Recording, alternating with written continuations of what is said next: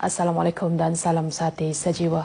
Ratu Terjun Negara Pandalela Rinong Paing menerima durian runtuh apabila menerima insentif bernilai 1.3 juta ringgit setelah berjaya memenangi pingat perak dalam acara 10 meter platform seirama pada Sukan Olimpik Rio 2016 yang lalu. Insentif yang tersebut berupa wang tunai RM500,000 daripada Kerajaan Negeri Sarawak, satu unit kondominium bernilai RM700,000 daripada Tenaga Stabil Sdn Bhd dan wang tunai berjumlah RM100,000 daripada Technia Sdn Bhd. Ia diumumkan oleh Timbalan Ketua Menteri Sarawak, Dato' Ahmad Douglas Uga Ambas yang mewakili Ketua Menteri Sarawak pada majlis meraikan Pandalela Rinong bertempat di Dewan Suara Kuching. Berucap dalam majlis tersebut, Dato' Ahmad Douglas turut memberitahu bahawa Pusat Akuatik Petrajaya kini dinamakan sebagai Pusat Akuatik Pandalela selain kondominium di MJC Batu Kawah yang turut dinamakan sebenar nama Pandalela. You are the role model for our youth. You have shown to them with determination, discipline, commitment and passion, you can reach greatness as you have reached greatness today. A pride to all of us here. Sementara itu, Pandalela berterima kasih kepada Kerajaan Negeri dan syarikat persendirian atas insentif yang diberikan. Banyaklah cabaran yang terpaksa kami harungi seperti kecederaan, pengorbanan, macam tak boleh balik, macam saya tak boleh balik Kuching untuk meluangkan masa bersama keluarga. Lagipun kami selalu pergi ke China untuk berlatih. Lagi satu, saya punya pelajaran pun banyak tertunda disebabkan latihan di luar negara. Tetapi akhirnya berbaloi apabila semasa di Olimpik Rio, saya dan pasangan saya dapat mempamerkan terjunan yang kemas dan serasi dan membolehkan kami memenangi pingat perak. Terdahulu, ketibaan penerjun negara Pandalela Rinong Paing di lapangan terbang antarabangsa Kuching KIA disambut dengan penuh kemeriahan dengan iringan persembahan tarian tradisional Bidayu. Pandalela kemudiannya diarak menggunakan kereta mewah diiringi oleh 50 penunggang motosikal berkuasa tinggi dari sekitar Kuching ke Dewan Suara. Sarawak boleh dijadikan sebagai laluan pintu masuk untuk pelabur dari negara-negara luar seperti negara China untuk melabur di negeri ini. Menteri Muda Pembangunan Perindustrian, Pelaburan dan Promosi, Datuk Julaihi Narawi berkata ini kerana Sarawak berada dalam kawasan Komiti Ekonomi ASEAN EEC yang sesuai dalam penghasilan pelbagai produk seperti jongkong, solar, kepingan, sel dan modal. Jadi kita menggalakkan supaya mereka melihat Sarawak sebagai satu daripada destinasi pelaburan. Datuk Julaihi Narawi berkata demikian ketika diminta mengulas respon daripada pelabur-pelabur dari China ketika lawatan delegasi Misi Perdagangan Pelaburan Sarawak, Joran Kementerian Perindustrian dan Keusahawanan Perdagangan dan Pelaburan yang diketuai oleh menterinya, Datuk Ahmad Awang Tengah Ali Hassan. Dalam perkembangan lain, beliau yang ditemui pemberita pada Mobile Outreach Program MOP 2016 dan program Restu Ilmu di Dewan SK Haji Pujang Sebangan Sebuyau memberitahu bahawa kontraktor yang telah mempamerkan prestasi buruk tidak akan diberi peluang dalam pelaksanaan projek-projek luar bandar. Tegas beliau, kegagalan pihak kontraktor menyiapkan projek dalam tempoh masa yang ditetapkan selain hasil projek yang tidak bermutu telah menimbulkan kemarahan dan ketidakpercayaan penduduk kepada pihak kerajaan. Bukan kerana ada ancaman tetapi sebagai langkah berjaga-jaga, itulah fungsi penubuhan pasukan baharu yang akan mengawal sempadan negara di Kepulauan Borneo. Panglima 1 Division Major Jeneral Datuk Stephen Mundau berkata, Brigade 31 yang ditubuhkan Angkatan Tentera Malaysia ATM bukanlah satu inisiatif baru tetapi penambahbaikan perkhidmatan sedia ada. Kita mengharapkan dengan penubuhan brigade ini, kita akan lebih dapat mengawal sempadan kita dengan lebih berkesan dan bekerjasama lagi untuk membantu agensi-agensi kerajaan yang lain. Tambah beliau, menjelang awal tahun depan, lebih 1,000 anggota akan mula ditugaskan menjaga persempadanan negara sepanjang 1,685 km dari Tok Melano hingga ke Sabah. Daerah Bintulu akan menjadi markas pemerintahan bagi brigade ini kelak.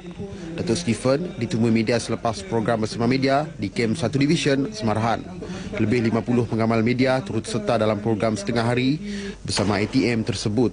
Pelbagai aktiviti dianjurkan bagi memberi peluang kepada pengamal media untuk mengalami sendiri rutin latihan dan kemahiran pasukan keselamatan dalam menjalankan tugas menjaga keselamatan negara.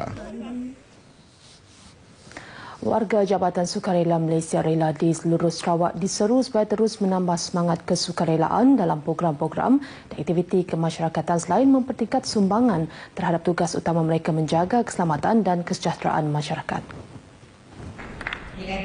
Ketua Pengarah Rela Datuk Kamariah Muhammad Noh berkata selain daripada menjalin kemesraan dengan masyarakat, penyertaan anggota Rela dalam aktiviti kemasyarakatan juga akan lebih menambah keyakinan masyarakat terhadap komitmen Rela. Keyakinan itu jelas beliau dapat dilihat apabila sebanyak 61 buah jabatan telah menjemput Rela menjaga kawalan keselamatan di bangunan mereka pada tempoh Januari hingga Ogos ini berbanding hanya 9 buah jabatan pada tahun 2015. Datuk Kamariah yang menyatakan demikian pada Majlis Penghargaan Petugas Sukma Bahagian Sibu dan penyerahan sumbangan khidmat parti Rela di Dewan Batumal Sibu turut mengarahkan supaya 30 buah pusat khidmat komuniti Rela di semua daerah di Sarawak diaktifkan kembali bagi menjamin keselamatan kawasan setempat. Sejak kebelakangan ini terdapat beberapa kawasan di sekitar Bandar Miri terjejas akibat jerebu berikutan aktiviti pembakaran terbuka. Semoga itu, Datuk Bandar Miri Adam Yee menyeru penduduk setempat supaya tidak melakukan pembakaran terbuka kerana tindakan tersebut bukan hanya menjejaskan kesihatan malah industri pelancongan. Menurut beliau, tarikan pelancong ke Bandaraya Miri bukan hanya pada keindahan alam sekitar dan kebersihan lanskap, malah tahap kualiti udara. Tambah beliau, kerajaan memandang serius terhadap aktiviti pembakaran terbuka dan tindakan undang-undang akan diambil sekiranya didapati bersalah. Adam Yee memberitahu pemberita pada program Rakan Taman di Taman Awam Miri. Pelbagai aktiviti dianjurkan antaranya senaman, penanaman pokok serta mengecat tangga taman berkenaan. Sebanyak 52 pokok ditanam membabitkan penyertaan lebih 200 orang awam, ahli majlis dan kaki tangan MBM. Taman Awam yang ditubuhkan sejak tahun 1998 antara taman rekreasi paling popular menerima kunjungan daripada masyarakat di Miri. Kerja-kerja projek proyek tarafan Jalan Marudi Miri sepanjang 43 km kini telah dimulakan serta dijangka siap sepenuhnya dalam tempoh 30 bulan. Adun Marudi, Datuk Penguang Manggil berkata projek bernilai RM77.4 juta itu antara fokus utama pembangunan di kawasan Marudi selain pembangunan infrastruktur dan kemudahan asas selepas menang pilihan raya umum DUN Sarawak yang lepas. Saya telah berhubung kerap kali dengan DE Miri dan juga pihak CMS untuk mempercepatkan proses membina jalan Marudi Miri lah. Oleh kerana pada saya ini adalah a lifeline untuk orang di Marudi ini. Dan mereka telah berjanji selepas saja mereka bentuk itu telah diluluskan oleh pihak JKR, mereka akan memulakan projek tersebutlah. Beliau ditemui pemberita selepas merasmikan program penghayatan Satu Malaysia peringkat komuniti Satu Malaysia daerah Marudi di dataran daerah Marudi Miri. Pelbagai acara diadakan termasuk pertandingan pakaian beragam kanak-kanak dan pertandingan memasak oleh ahli-ahli komuniti Satu Malaysia daerah Marudi. Senator Junior Chamber International JCI perlu memainkan peranan yang aktif untuk berkongsi pengalaman dan pengetahuan yang mereka peroleh melalui pelbagai cabaran serta peringkat latihan. Perkongsian dengan para pemimpin muda dan ahli JCI ini bagi memastikan pergerakan serta aktiviti pertubuhan itu dapat diperkenalkan kepada komuniti termasuk pada peringkat dunia. Menteri Muda Pelancongan Datuk Lee Kim Shin berkata peranan Senator JCI sangat penting bagi memastikan kesinambungan pertubuhan itu dalam melahirkan pemimpin muda yang berwawasan. Ini memandangkan JCI menyediakan latihan, program komuniti seperti kepimpinan dan pendidikan serta memupuk semangat kesukarelaan dalam kalangan belia. Beliau berkata demikian semasa menyempurnakan persidangan Junior Chamber International Malaysia Senator 2016 di Miri. Seramai 75 orang ahli Senat JCI Malaysia termasuk JCI dari negara Jepun menghadiri persidangan 2 hari itu bermula Jumaat lepas. Pada majlis tersebut, beliau turut mengumumkan peruntukan berjumlah RM5,000 untuk Senator JCI Malaysia dalam menganjurkan aktiviti. Lebih 200 penyertaan melibatkan peserta dan kelab memanah dari seluruh negara mengambil bahagian dalam Bintulu Invitation 2016 atau Instinctive Archery yang berlangsung di pekarangan Masjid Al-Syakirin Bintulu semalam. Pengerusi pertandingan Haji Bujang Ham memberitahu ia merupakan penganjuran kali kedua pertandingan seumpama itu di Bintulu oleh pihak Al-Syakirin Traditional Modern Archery, ATMA dan Masjid Al-Syakirin. sekarang ini tumpuan adalah lebih kepada acara seperti memanah tradisional dan ramai pemanah-pemanah dari Sarawak telah menubuhkan persatuan dalam tempoh 2 tahun kebelakangan inilah. Jadi ramai penganjur-penganjur ataupun persatuan-persatuan yang dari Sarawak telah memulakan penganjuran-penganjuran pertandingan dan macam Bintulu, Atma khususnya kita telah membuat 2 pertandingan lah setakat ini.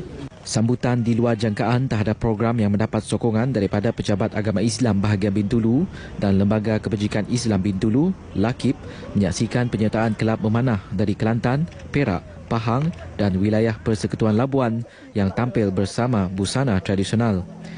Ini jelas menunjukkan budaya tradisi yang melambangkan sukan memanah tradisional sebagai warisan masyarakat Melayu dan Islam khususnya. Beliau ditemui pemberita RTM selepas majlis penyampaian hadiah pertandingan tersebut. Pertandingan melibatkan penyertaan pemanah lelaki, wanita dan kanak-kanak dengan menyaksikan bahagian muka sebagai penyertaan paling tinggi iaitu lebih 50 orang. Baiklah, seterusnya kita beralih ke segmen agenda hari ini.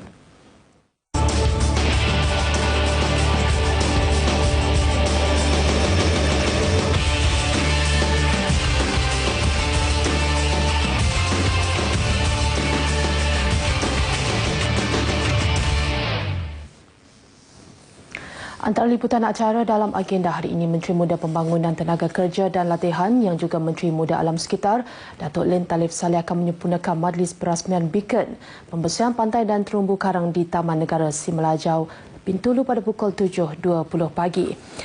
Sementara itu pada pukul 2 petang, Ketua Menteri Sarawak Datuk Pentinggi Tan Sri Adnan Satin akan menghadiri kejohanan akhir Golf Sarawak di Kelab Golf Sarawak, Kuching. Manakala pada pukul 7.30 malam, Menteri Pembangunan Keusahawanan, Perdagangan Pelaburan dan Industri, Datuk Ahmad Rawang Tengah Ali Hassan akan menyempurnakan majlis penutupan showcase keusahawanan dan Karnival Kepenggunaan Betong 2016 di Bandar Baru Betong. Demikian antara liputan acara dalam agenda hari ini. Untuk berita seterusnya, kembali ke Angkasa Puri bersama Taufik.